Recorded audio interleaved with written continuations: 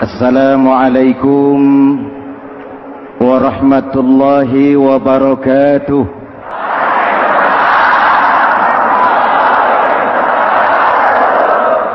Alhamdulillah wassalatu wassalamu ala Rasulillah Sayyidina Muhammad ibn Abdullah wa ala alihi wa sahbihi wa mawala, amma ba'du.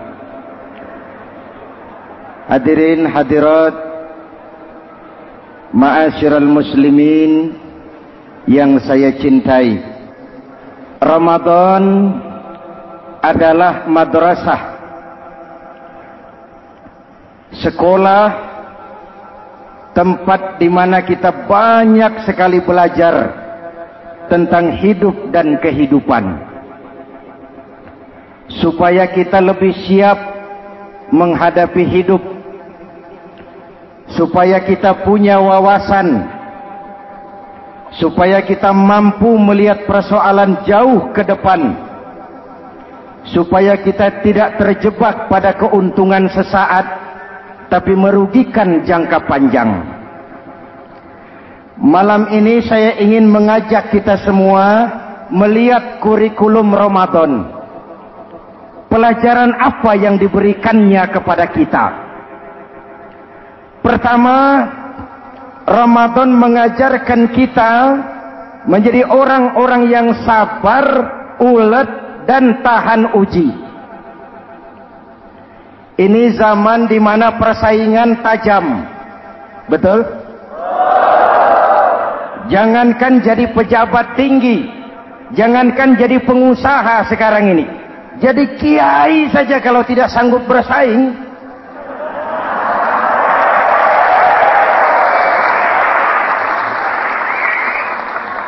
ini bahasa kasar tapi jujur. Karena orang sekarang hidup di zaman banyak pilihan.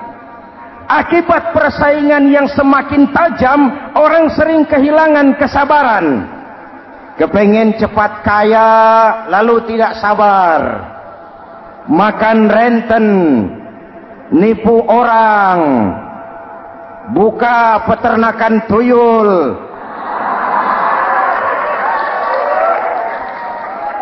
korupsi. Sekarang ini kan lagi santer Bulog Gate jilid 2. Rupanya memang tajam uang Bulog itu. Bulog sudah memakan salah seorang mantan ketuanya, berdoa amang. Bulog sudah memakan seorang presiden. Sekarang Bulog sedang mengarah kepada ketua DPR. Kita lihat hasilnya.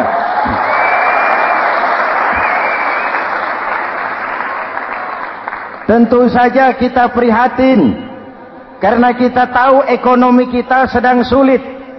Hutang melilit leher. Tetapi pada sisi lain kita melihat enak saja uang mengalir puluhan miliar untuk sesuatu yang tidak terkait dengan kepentingan rakyat.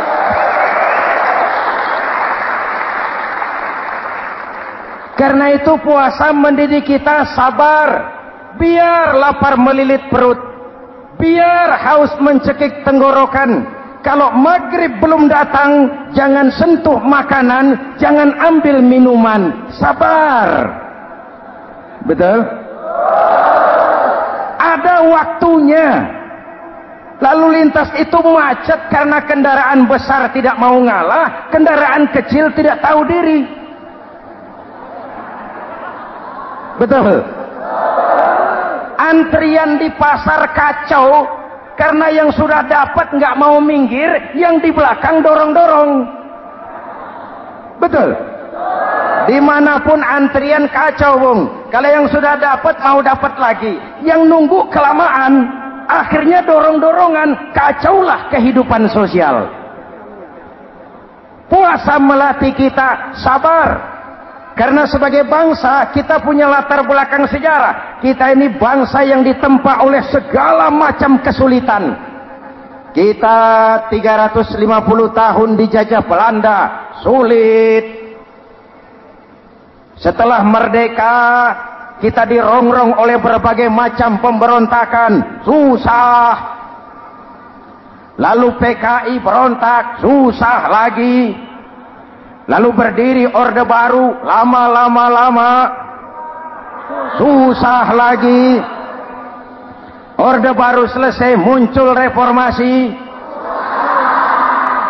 masih susah juga. Kita bangsa yang ditempa oleh kesulitan, bangsa yang tahan bantingan, bukan bangsa yang cengeng. Karena itu mari kita menjadi diri kita. Kita akan gagal kalau kita mau jadi orang lain. Kita akan gagal kalau kita hidup di bawah bayang-bayang orang lain. Jadilah kita diri kita sendiri. Sabar, ulet, dan tahan uji. Inilah kurikulum pertama dari pelaksanaan ibadah puasa. Sehingga dengan dibekali sifat sabar, kita bisa mengendalikan diri. Manusia hebatnya ya. Ayo kita banding-bandingkan. Malaikat, binatang, manusia. Malaikat tidak diberi nafsu, hanya diberi akal. Kalau malaikat tidak pernah salah, wajar. Jibril nggak pernah korupsi ayat. Ini ada ayat bagus, saya pakai sendiri saja ini. Tidak. Malaikat maut tidak pernah salah adres mencabut nyawa orang yang belum waktunya mati. Tidak pernah. Dan itu wajar. Malaikat makhluk tanpa alternatif. Secara instinktif dia diciptakan untuk taat. Sebaliknya binatang diberi otak tapi tidak diberi akal. Binatang hanya diberi nafsu. Kalau binatang tiap hari salah, wajar. Ayam, kalau sudah datang syahwatnya, tidak usah menoleh. Ini banyak orang apa tidak? Betul. Kuda keliling kota, tidak pakai celana, tenang saja. Betul. Dan wajar, namanya juga binatang. Sedangkan manusia diberikan akal dan diberikan nafsu. Tiap hari terjadi perjuangan. Kadang akal menang, kadang nafsu yang menang. Ketika akal menang, kita lebih tinggi dari malaikat. Ketika nafsu yang menang, kita lebih rendah daripada binatang. Hadirin yang saya cintai, itu pelajaran pertama. Sabar, ulet, tahan uji. Lalu pelajaran yang kedua, melahirkan sikap istiqomah, punya stabilitas temperatur batin, istilah sekarang. Soal istiqomah ini saya tidak akan menjelaskan pengertiannya, saya mau cerita saja. Mau dengar nggak? Ini tentang istiqomah.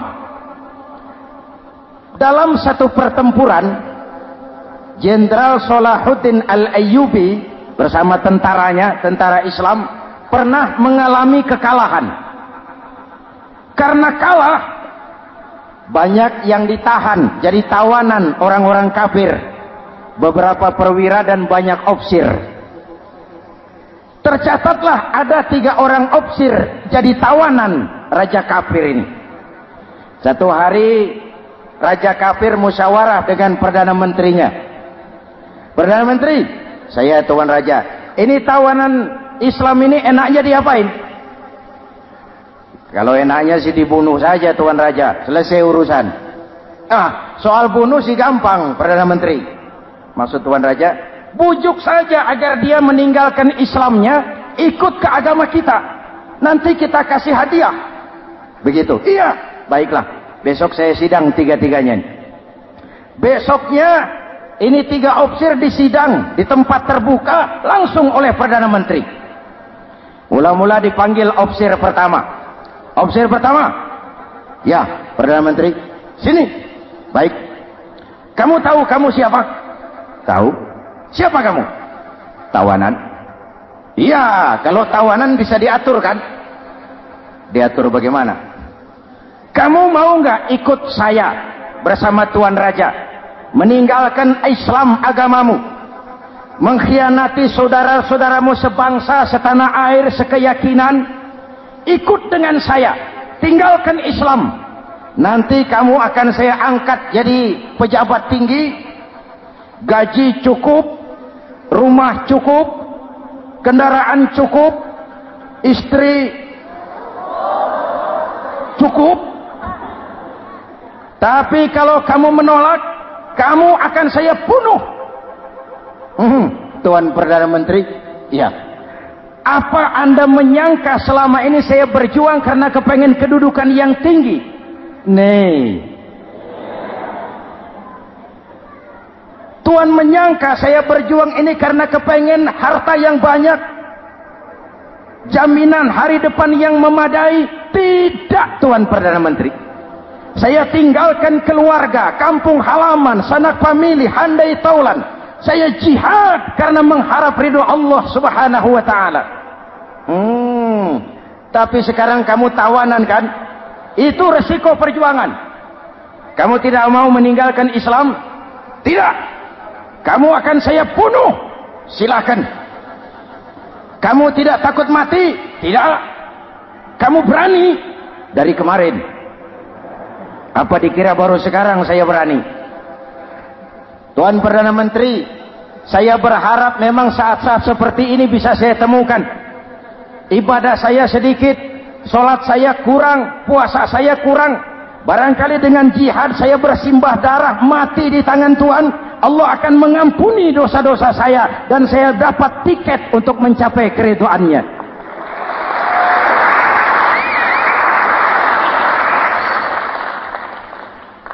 Gila kamu. Biarin. Kalau ini Tuan anggap gila, saya bisa berbuat lebih gila dari ini. Saya bunuh kamu. Bunuh. Algojo. Dipancung. Dio. Ini terlepas kepalanya dari badannya. Menggeluntung kepalanya ke bawah. Jatuh bergelindingan. Itu kepala lepas dari badan. Ngaji. Baca ayat Quran. Sampai Perdana Menteri bingung. Minggir. Ini ada kepala ngaji. Ayatnya yang dibaca, ya ayyatuhan nafsul mutmainnah, irji'i ila rabbiki radiyatan mardiyah. Wahai jiwa yang tenang, kembalilah kepada Allah dengan diridhoi. Masuklah ke dalam golongan hamba-hambaku dan masuklah ke dalam surgaku. Matanya terpejam rapat, bibirnya tersenyum. Dia gugur sebagai syahid karena membela keyakinan. Dia istiqamah, tidak goyah oleh tawaran jabatan dan kedudukan yang tinggi.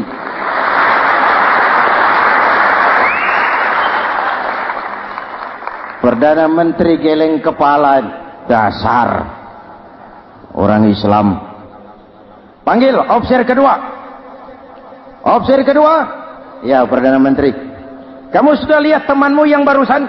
Sudah. Mati kan? Mati. Kamu bagaimana? Mau tetap berjuang untuk Islam atau ikut kami? Jabatan tinggi, kedudukan tinggi, rumah tinggi. Bagaimana? Atau mau mati seperti teman kamu barusan? Sudah kamu pikir? Sudah, Perdana Menteri. Sudah apa? Sudah, jangan banyak omong. Maksud kamu apa?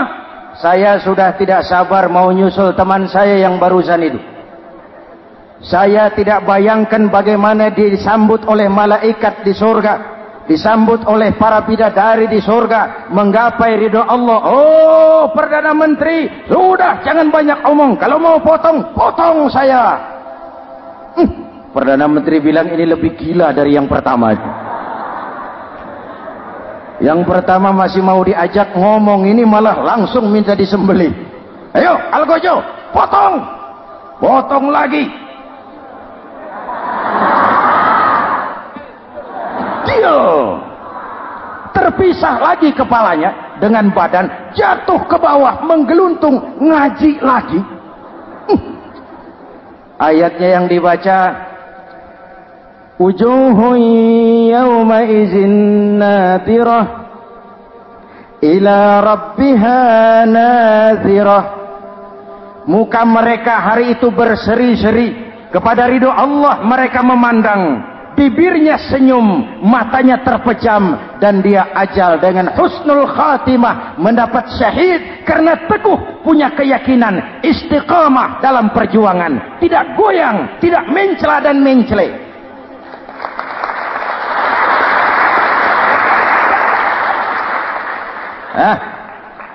Opsi ketiga, sini. Siap Perdana Menteri. Kamu sudah lihat nasib 2 orang teman kamu? Sudah. Mati kan? Mati. Kamu mau seperti dia? Oh, tidak, Perdana Menteri. Saya tidak mau mati. Daripada matikan lebih baik hidup. Kamu mau ikut saya? Mau, Perdana Menteri. Mau. Gaji besar, rumah besar, kendaraan besar, istri.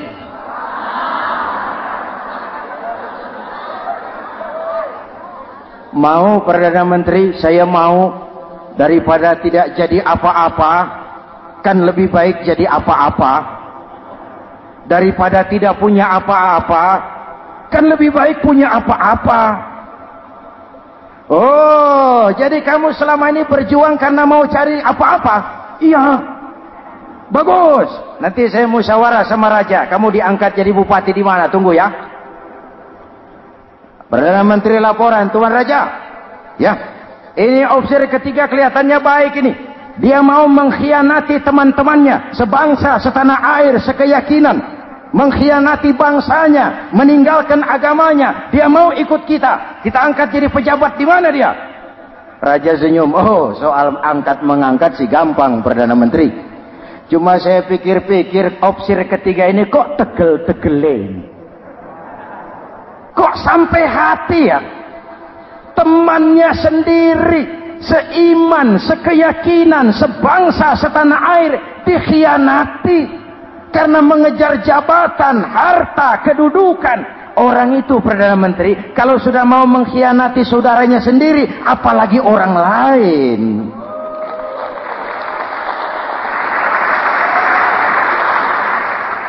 Ini opsi ketiga, ini opsi bejat. Anda bayangkan temannya sendiri dikhianati. Nanti kalau ada kesempatan, kita ditikam dari belakang. Jadi bagaimana Tuan Raja? Malah kalau saya lihat yang 2 yang sudah mati itu orang hebat, Perdana Menteri. Punya pendirian, istiqamah. Malah kalau bisa yang 2 itu dihidupin lagi. Loh, dihidupin bagaimana Tuan Raja sudah kadang mati? Jadi bagaimana ya opsi ketiga ini? Bunuh. Buat apa piara benalu jadi duri di kaki nanti? Bunuh. Baik, Perdana Menteri kembali. Opsi ketiga, siap Perdana Menteri. Saya jadi bupati di mana? Bupati. Modar sampean. Loh, saya mau dibunuh. Bunuh. Katanya kalau ikut agama Tuan, meninggalkan agama kami, saya akan jadi pejabat tinggi. Kamu opsi bejat, kamu tidak punya pendirian. Saudaramu sendiri seagama kamu khianati, apalagi orang lain. Potongan kayak kamu jadi pejabat, rusak negara ini.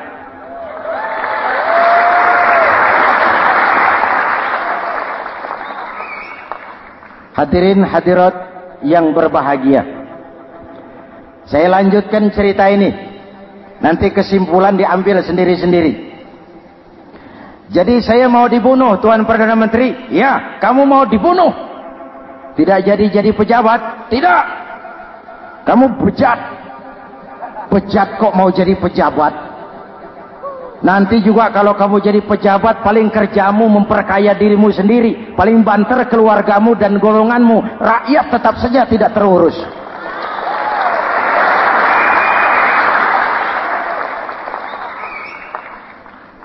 Paling-paling kamu kalau sudah jadi pejabat tinggi, kerjamu cuma membuka, meresmikan, berkunjung.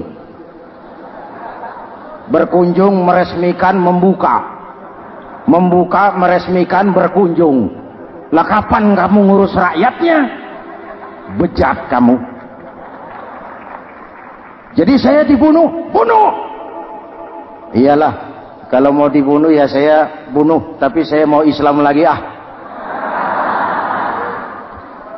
Terserah, mau Islam lagi mau tidak, kamu tetap akan dibunuh. Iya, saya mau Islam lagi. Ayo cepat. Iya Pak, saya mau syahadat dulu. Cepat. Iya Pak, asyhadu macet lehernya. Ayo cepat. Iya Pak, asyhadu tidak bisa mengucap syahadat. Ayo cepat. Iya Pak, asyhadu tidak tuntas mengucap syahadat, golok algojo keburu sampai di lehernya. Diam. Darah mancur, pisah kepala dengan badan, menggeluntung ke bawah. Ngaji lagi. Wong dia bekas santri, masih bisa ngaji. Cuma ayat yang dibaca lain sama dua temannya tadi. Ayat yang dibaca, afaman haqqa alaihi kalimatul azab, afaman haqqa alaihi kalimatul azab, afa anta tunkizu man finnar. Ini ayat yang dibaca. Orang yang memang sudah dapat vonis akan mendapat azab, bisakah kamu menyelamatkan dia dari neraka?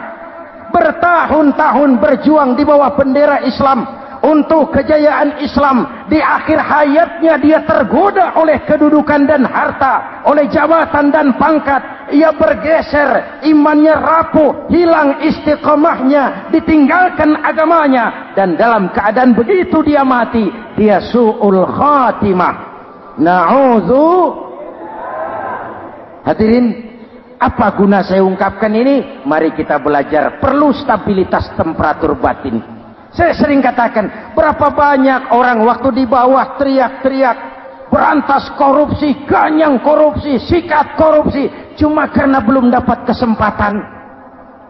Begitu dapat kesempatan, korupsinya lebih gila dari yang dia teriaki. Betul? Waktu di bawah rajin baca ayat kursi, dapat kursi, lupa sama ayat. Betul? Betul? Ini yang memerlukan sikap istiqamah, konsisten. Hanya dengan semangat seperti ini, maka kita tidak akan goyah oleh tantangan yang bagaimanapun beratnya.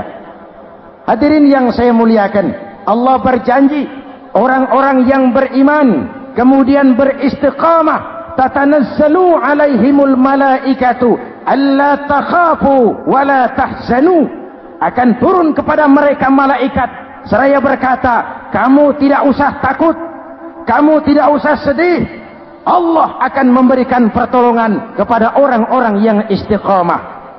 Ayo kita tetap istiqamah melaksanakan ibadah hanya kepada Allah Subhanahu wa ta'ala. Nah, yang ketiga, ikhlas. Allahumma laka sumtu, untuk engkau saya berpuasa. Orang mau puji atau tidak bukan soal, orang mau lihat atau tidak bukan soal.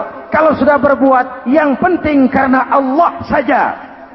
Keikhlasan itu, kalau amal kita adalah jasad, ikhlas adalah roh. Saudara, hari Jumat jam 9 pagi sudah berangkat ke masjid. Apa tidak bagus? Bagus. Sarungnya baru. Samarinda kelas BHS. Sajadah tebal. Tasbih panjang. Jam 9 sudah berangkat. Iya, padahal sholat jam 12. Betul. Apa pahalanya besar? Nanti dulu. Itu berangkat jam 9 itu maunya apa? Pameran sarung? Atau di dekat masjid ada janda? Atau apa? Disinilah peran keikhlasan. Keikhlasan itu bukan kata. Malah kalau kita, oh saya ikhlas loh, biasanya tidak ikhlas kalau sudah ngomong begitu. Ikhlas itu amalan batin. Puasa ini menyelamatkan kita dari penyakit riya. Saya ingatkan Al-Ghazali bilang penyakit dua macam, penyakit zahir dan batin. Bedanya apa? Pertama, penyakit zahir yang punya lebih tahu dari orang lain. Tapi penyakit batin orang lain lebih tahu dari yang punya. Kalau kita punya kanker darah tinggi, kita tahu, orang lain tidak. Tapi kalau kita sombong, hasud, dengki, orang lain kadang-kadang lebih tahu dari kita yang punya. Betul? Yang kedua yang dahsyat, sehebat-hebatnya penyakit zahir cuma merusak dunia. Penyakit batin merusak dunia, menghancurkan akhirat. Ginjal mati, darah tinggi mati, tumor mati, kanker mati, leukemia mati, tapi tidak berakibat akhirat. Tidak ada penduduk neraka ditanya, kenapa kamu masuk neraka? Tumor, Pak. Tidak ada. Tidak ada. Sehebat-hebatnya penyakit zahir cuma merusak dunia, tapi penyakit batin merusak dunia, menghancurkan akhirat. Sombong, penyakit batin, di dunia dijauhi orang, di akhirat neraka tempatnya. Kikir, penyakit batin, di dunia dijauhi orang, di akhirat neraka tempatnya. Betul? Maka Al-Ghazali heran, kalau diserang penyakit zahir kita panik, cepat-cepat cari dokter. Tapi kalau diserang penyakit batin kita tenang-tenang saja. Padahal penyakit batin merusak dunia dan lebih hebat lagi menghancurkan akhirat. Maka puasa melahirkan keikhlasan, agar di dalam melaksanakan ibadah cuma kita dan Allah saja. Inilah jiwa dan semangat yang sekarang ini pun sudah mulai menjadi langka. Semuanya karena akhirnya yang subur mental penjilat. Sumuhun dawuh, pasukan kulonuun, barisan asal bapak seneng, pasukan kumaha juragan wae, organisasi oke bos. Kita miskin dengan orang-orang yang punya prinsip, yang berani berkata ya terhadap yang benar, sanggup berkata tidak terhadap yang tidak benar, apa dan bagaimanapun resikonya. Kita terlalu kaya dengan barisan asal bapak seneng, pasukan oke bos, organisasi kumaha juragan wae, dan kita miskin dengan orang-orang yang punya kepribadian, yang tegar dan istiqomah apapun resiko yang dihadapinya. Jadi dengan keluar dari sekolah Ramadan, semangat keikhlasan makin tumbuh dalam hidup dan kehidupan kita.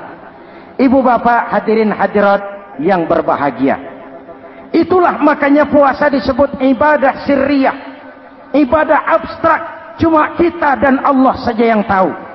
Ini lebih mendorong semangat keikhlasan. Kata Imam Al-Ghazali, "An-nas kulluhum mauta illa al-alimun, wal-alimuna niyamun illa al-amilun, wal-amiluna mughtarruna illa al-mukhlisun." Manusia itu mati kecuali orang yang berilmu. Orang yang berilmu walaupun hidup tidur, kecuali yang mengamalkan ilmunya. Dan orang yang mengamalkan ilmunya banyak yang tertipu, kecuali yang ikhlas di dalam mengamalkan ilmunya. Manusia mati kecuali yang berilmu. Yang berilmu walaupun hidup tidur, kecuali yang mengamalkan ilmunya. Yang mengamalkan ilmunya banyak yang tertipu, menyangka amalnya sudah banyak, sholatnya sudah hebat, zakatnya sudah luar biasa, jihadnya sudah mantap. Banyak yang tertipu, kecuali yang ikhlas di dalam mengamalkan ilmunya. Jadi amal tanpa ikhlas, jasad tanpa ruh. Itulah makanya nuansa Ramadan dengan ibadah puasa mengembangkan semangat keikhlasan di antara kita semua. Mari kita baca doa sama-sama munajat, mohon pertolongan Allah agar kita diselamatkan dari penyakit riya dan ditumbuhkan semangat keikhlasan. Ala hadhihi niyyah wa ila hadratin nabi. Al-Fatihah. Bismillahirrahmanirrahim. Alhamdulillahi rabbil alamin. Ar-Rahmanir Rahim. Maliki yaumiddin. Iyyaka na'budu wa iyyaka nasta'in. Ihdinas siratal mustaqim. Siratal ladzina an'amta 'alaihim ghairil maghdubi 'alaihim waladdallin. Amin. Bismillahirrahmanirrahim. Amin. Alhamdulillahi rabbil alamin. اللهم صل وسلم وبارك على سيدنا محمد وعلى آله وصحبه أجمعين. اللهم اجعل جمعنا هذا جمعا مرحوما وتفرقنا من بعضه تفرقا معصوما. اللهم اجعل جمعنا هذا جمعا مشكورا وتفرقنا من بعضه تفرقا مغفورا. اللهم اجعلنا من السعداء المقبولين ولا تجعلنا من الأشقياء المردودين. ربنا تقبل منا صلاتنا وصيامنا وقيامنا وتخشعنا وتعبدنا وتضرعنا وتمم تقصيرنا برحمتك يا أرحم الراحمين. اللهم أصلح من في صلاحه صلاح المسلمين. اللهم أهلك من في هلاكه صلاح المسلمين. Ya Allah, dengan sepenuh perasaan dan pengharapan, dengan segala keremahan dan kerendahan, kami bermohon kepadamu, berikan kami kekuatan zahir dan batin, berikan kami kesabaran dan ketabahan, sikap istiqamah dalam mengarungi hidup yang penuh ujian ini. Karuniakan kepada kami pemimpin-pemimpin yang takut kepadamu dan sayang kepada kami. Rabbana hab lana min azwajina dhurriyyatina qurrata a'yun waj'alna lil muttaqina imama. Afdalu ma qultuhu ana wan nabiyyuna min qabli. La ilaha illallah.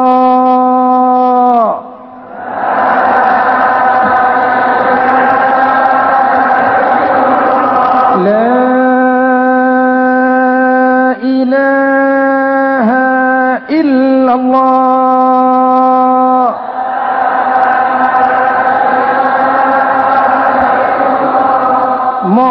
Muhammadur Rasulullah.